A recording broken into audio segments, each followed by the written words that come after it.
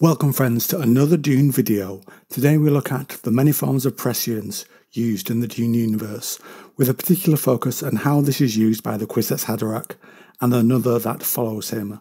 Spoilers for the first three books by Frank Herbert and a little bit for a few of the other novels. Let's get straight into it. Let's first look at a few we see in the first Dune novel.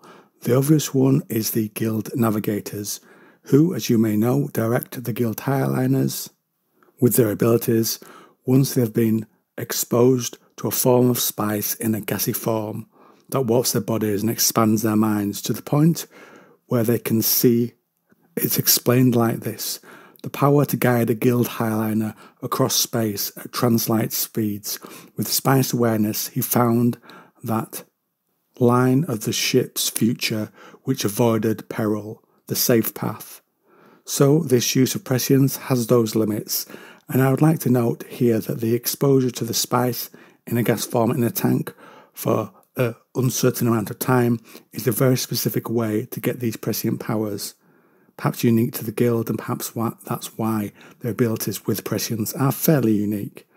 Also to note that, like the failed Kwisatz Haderach of Count Fenring, who shields the Emperor somewhat from Paul's prescience, similarly a conspiracy against the Emperor Muad'Dib has a guild navigator amongst its cabal, and he also provides this shielding.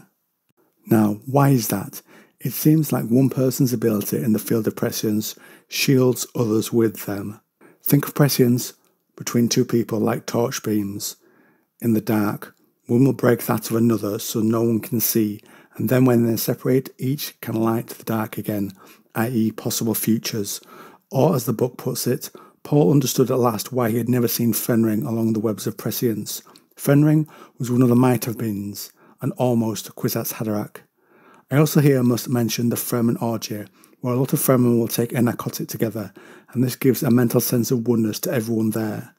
This is not directly from spice. A Reverend Mother takes the water of life, and if she survives as she's been able to change the water, this is shared with the Fremen in the orgy, and as part of this, it seems to give a very limited form of oneness or prescience to the Sietch, a sense of togetherness, to use another term.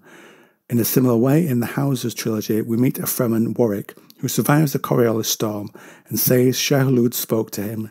Then he takes the water of life and has a vision of the Lisan al-Gaib. The last thing he says is the hawk and the mouse are one, very clearly linking the hawk, which is on the banner of House Atreides, with the mouse Muad'Dib on Arrakis. So we again see prescience of a form brought about by the water of life, though in this case it kills Warwick before he can attempt to convert it. Prescience is also used by the Bene Gesserit. We see in The Lady of Caladan a Bene Gesserit titled the Kwisatz Mother, who, as the book tells it, is like a guild navigator for seeing safe pathways throughout the stars, so a Kwisatz Mother can see each thread in the immense tapestry of the breeding program. So prescience is again limited to the user's focus, and the Reverend Mother Gais Helm Hayam uses it in the first Dune novel, amongst others. Here's a quote to support that: but here was a mission that required personal attention from a Bene Gesserit with the sight. Now, all the examples we have used so far have shown limited prescience, either gifted in a certain situation, as with the Fremen, or where they narrow the prescience from seeing many futures down to the one that fits what they want, i.e. they have a tight focus on what they want from their abilities. Now let's get into the meat and potatoes of this. Paul, with his gifts unlocked, many times speaks of the future he sees for the Fremen, the holy war they will enter into under him. In Dune we see Paul and the future he fears. Paul still sees the jihad's bloody swords and fanatic legions. It will not be, he told himself. I cannot let it be. And the more he resisted his terrible purpose and fought against the coming of the jihad, the greater the turmoil that wove through his prescience. So he still wants to change things at this stage, until in the end he accepts things. He had thought to oppose the jihad within himself, but the jihad would be. His legions would rage out from Arrakis. Even without him, they needed only the legend he already had become. He had shown them the way, given them a mastery even over the guild, which must have the spice to exist. When we see Paul accept that future, he guides people towards it. There was a good explanation that is used in Dune Messiah. Stilgar, Alia said, fighting to hold him, "You stand in a valley between dunes. I stand on the crest.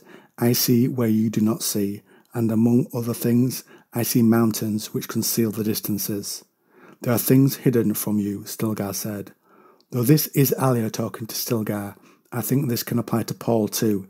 He is in the valley, and what he sees in his visions are that valley, so he comes to accept this as all that can be, i.e. the prescient trap, but there is much more of a world out there. See the future and what will, in quotes, will be, and you replicate the actions that will lead there. So Paul, to follow the path he sees, allows Chinese death and the stone burner incident which blinds him to occur, as that is the future he sees and that he believes will happen. This, of course, leads us to Leto in Children of Dune. There is a short exchange between Leto and Paul that highlights us the differences between the views of both of them. "I faced a difficult choice," Leto said. "I thought you'd already made all the choices." "We know that trap, Father." Leto knows the path through his preborn memories and the choices his father was able to make and those that he couldn't make, and so he seeks a way out of it, a golden path. We are told the preacher's every word confirmed that he had handed over the visions to his son, knowing that everything in this universe had been anticipated. And Geneva thinks this on her brother's plan. Leto said his golden path led out of this trap, so Leto sets humanity on it with the intent of breaking them out of the small world of the Imperium and the stagnation and strictures this brings to their lives. One way for humanity to be free of the influence of charismatic leaders was to expand out into the universe, limiting one person's influence on the whole of humanity. And also Leto had a breeding program that would allow humanity, like earlier with the failed Kwisatz Haderach and the Spacing Guild Navigator, free humans from being watched through prescient means so they would not be manipulated by tyrants who wielded that power, as Leto had become, to bake the memory of this lesson into humanity's bones. To end the video, by finding immunity to prescience, humans can shatter the bonds of their own destiny, i.e. what others see for them to do, be it Paul or the Bene Gesserit, or even Leto in his own way.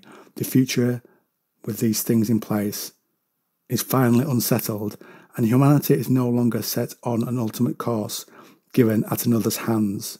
Humanity is free to forge their own path as they have escaped the prescient trap.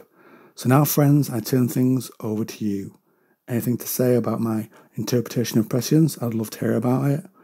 I will do probably another video at some point focusing on the golden path, which really needs its own look at. But I really enjoyed doing this video. I hope you enjoyed it too. And see you in the next one.